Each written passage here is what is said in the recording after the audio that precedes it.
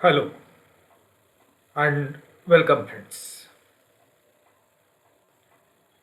In this particular module, we wish to discuss about common automobile features in view of pollutant emission, working of internal combustion engine, various configurations of combustion chamber and combustion cycle of 2 and 4 stroke engines as well the lubrication systems. In the coming presentations, we wish to concentrate on the pollution which is caused because of the emissions from the automobiles. So, it is quite necessary to understand how the internal combustion engine operates. So, the discussion that we wish to have is very basic and it is in the view of understanding the concepts of air pollution and control on the pollutants that are emitted through the vehicles. So, here as you learn the content, you will be able to explain the principle of working of the engine, the combustion cycle of the engine, and the related lubrication system.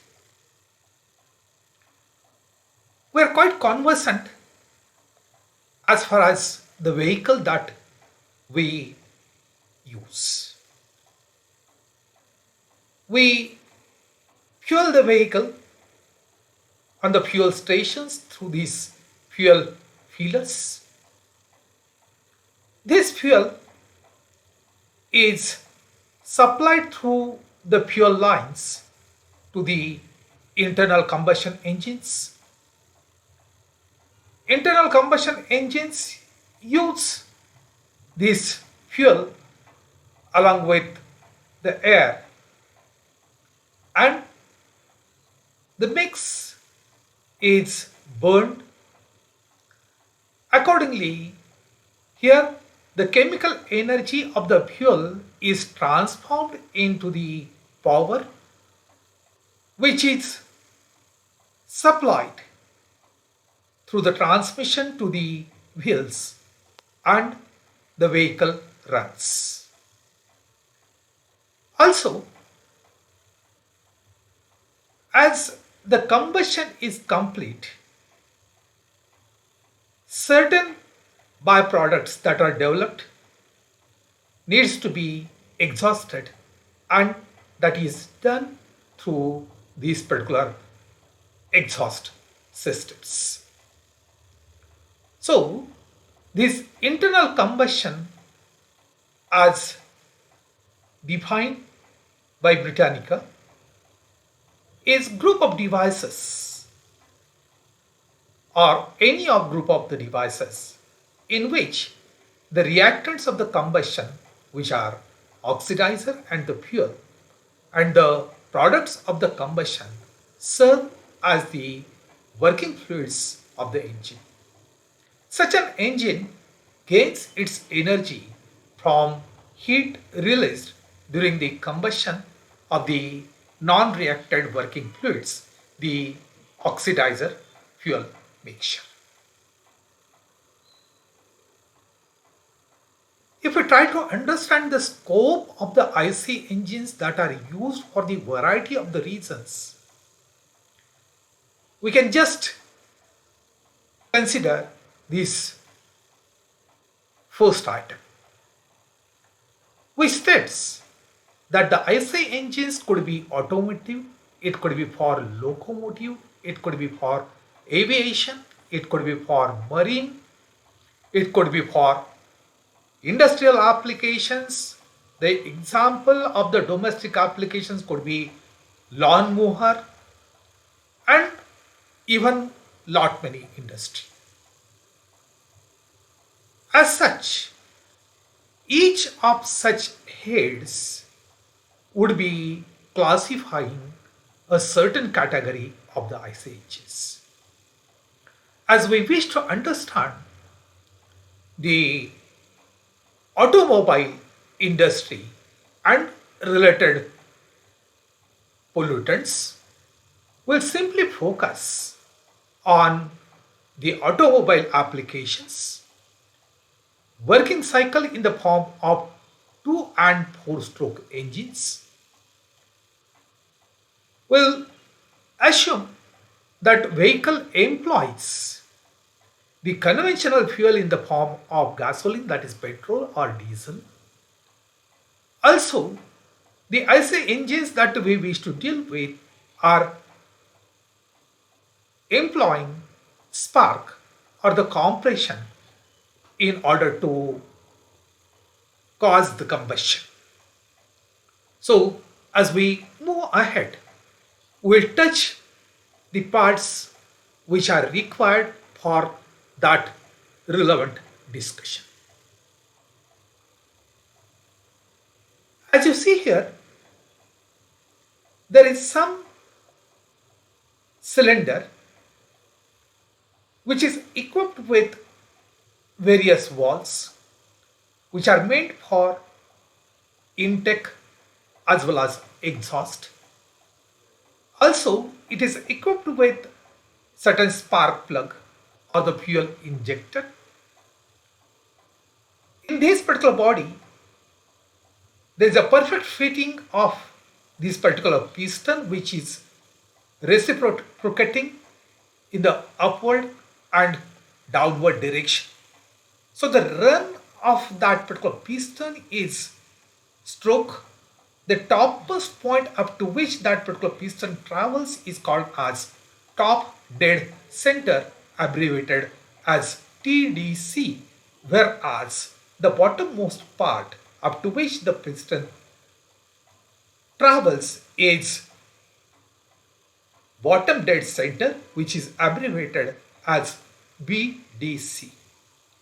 In turn, this piston is connected with the crankshaft through the crank, and it causes the rotary motion so as to reciprocate the piston in the upward direction and downward direction.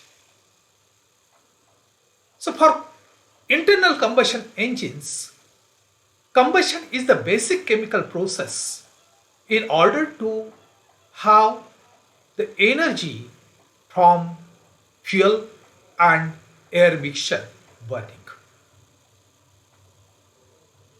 Just we discussed about these particular engine parts. Here, the ignition and combustion of the fuel occurs within the engine itself. The internal combustion engine for gasoline fuel is spark ignition gasoline engine, and for the diesel it is compression ignition engine. So here the spark ignition engine is abbreviated as SIE, whereas for diesel it is CIE. Most of these kind of the internal combustion engines are 4-stroke cycle engines, meaning 4 piston strokes are needed to complete a cycle. The cycle comprises of intake, compression, combustion, and power and exhaust.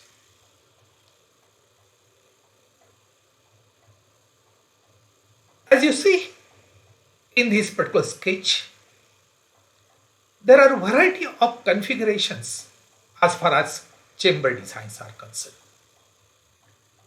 As we are more related with the combustion and exhaust that is taking place, we will restrict our discussion in that sense only. For 4-stroke engines, each upward or downward movement of the piston is called as stroke. The term 2-cycle and 2-stroke as well as 4-cycle and 4-stroke are synonymous and are interchangeable. The fundamental difference between the 2-stroke and 4-stroke engines is how they remove the exhaust gases after the combustion and introduce the fresh mixture of fuel and air for the next cycle. A 4-stroke engine uses intake and exhaust ports, positions at the top of the combustion chamber to achieve the intake and exhaust. The intake and exhaust valves control the opening and closing of the ports to manage incoming and outgoing combusted products. The intake port controls the incoming air that reacts with the fuel when ignited, whereas the exhaust port carries burnt gases out of the combustion chamber. The strokes that we have mentioned on 2 previous slides are elaborated further through these stages. So, a 4-stroke cycle requires 2 full revolutions of the crankshaft to complete the intake, compression, power and exhaust strokes. During the first revolution, the fuel-air mixture is drawn into the combustion chamber through the intake port and compressed. During the second revolution, the fuel-air mixture is ignited and burnt products are exhausted. So, the first stroke is intake stroke.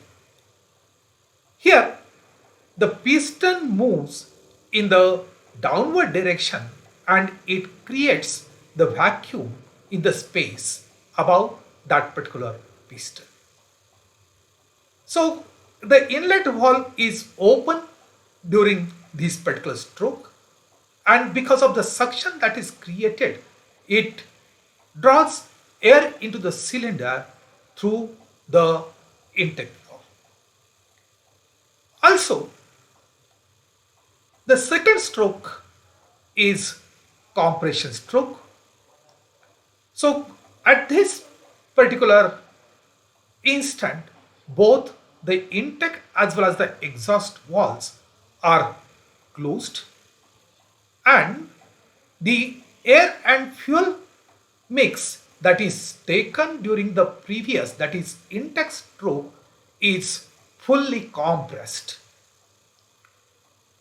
As the mix is fully compressed, it is ignited by making use of the spark plug. So, as the explosion occurs, the power generated will simply drive this particular piston in the downward direction, thus turning the crankshaft.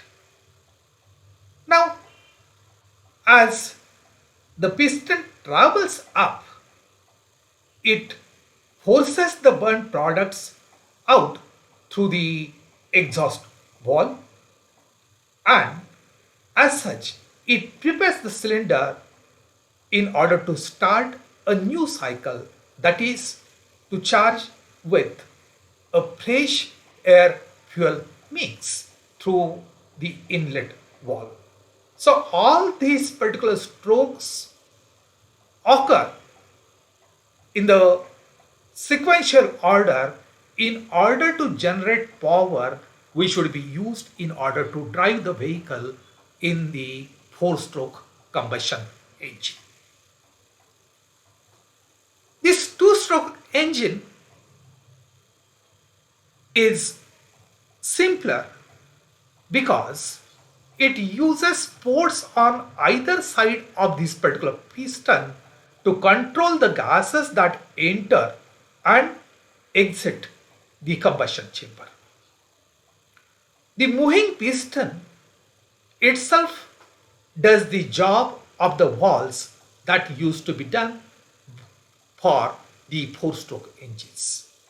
So, this two-stroke engine requires only one revolution of the crankshaft to complete the combustion event.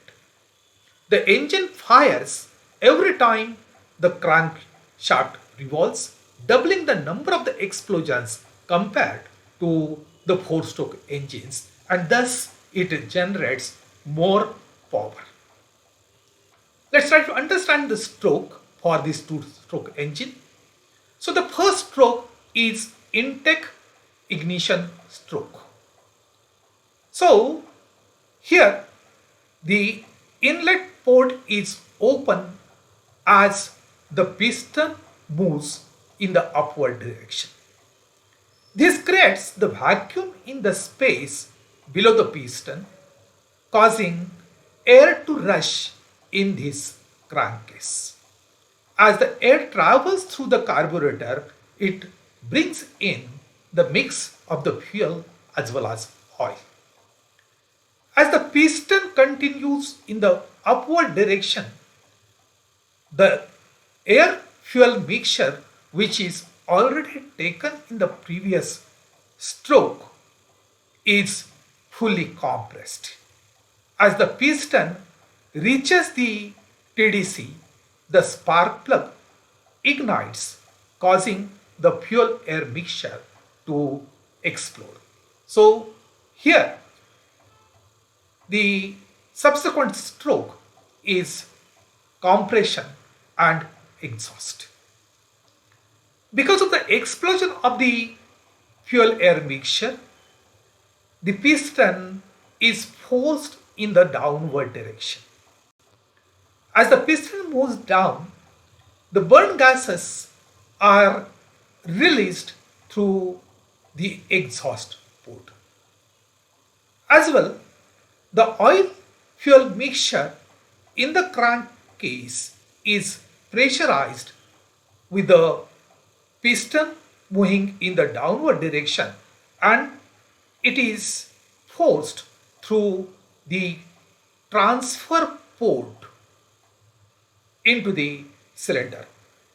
As the fresh mix is being charged, it also causes the remaining gas fumes and products to release through the exhaust port.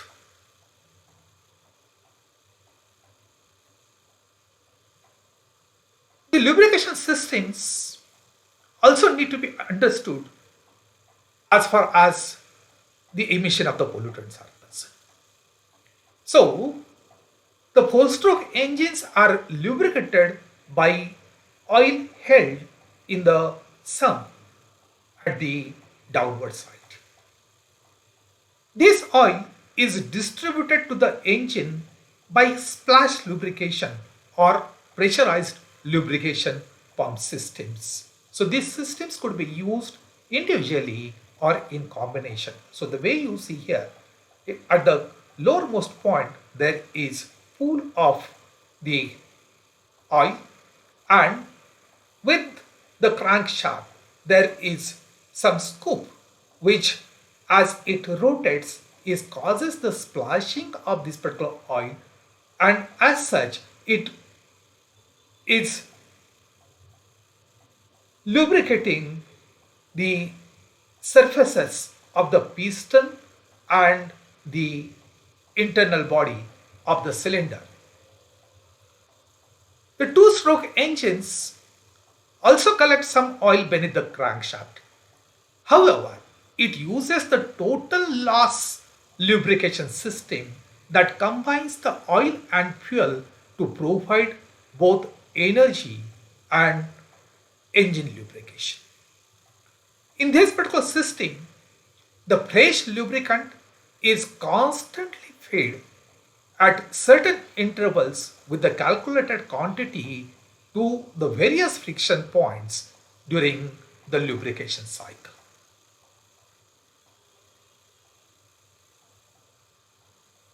There is a distinguished definition as far as working of spark and compression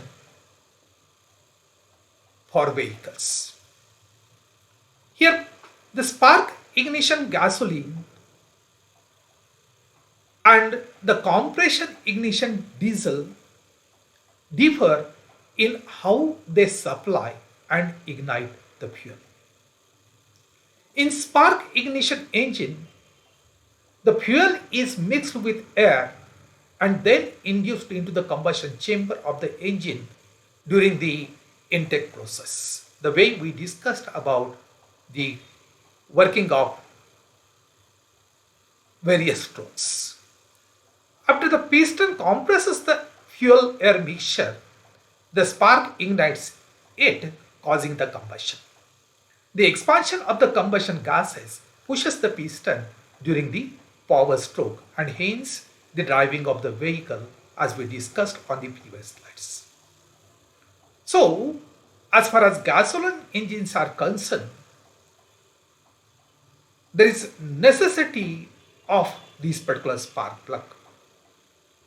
Whereas, as we consider the diesel engines, here air is inducted into the engine and it is fully compressed.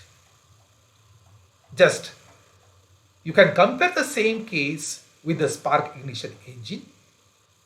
Here the mix of fuel and air is fully compressed, whereas in the diesel engine only air is fully compressed.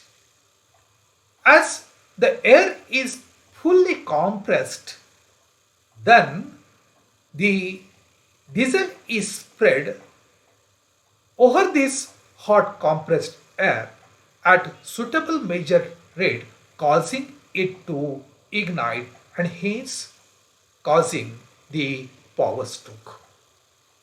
Thus, both the engines partially converts the heat energy that is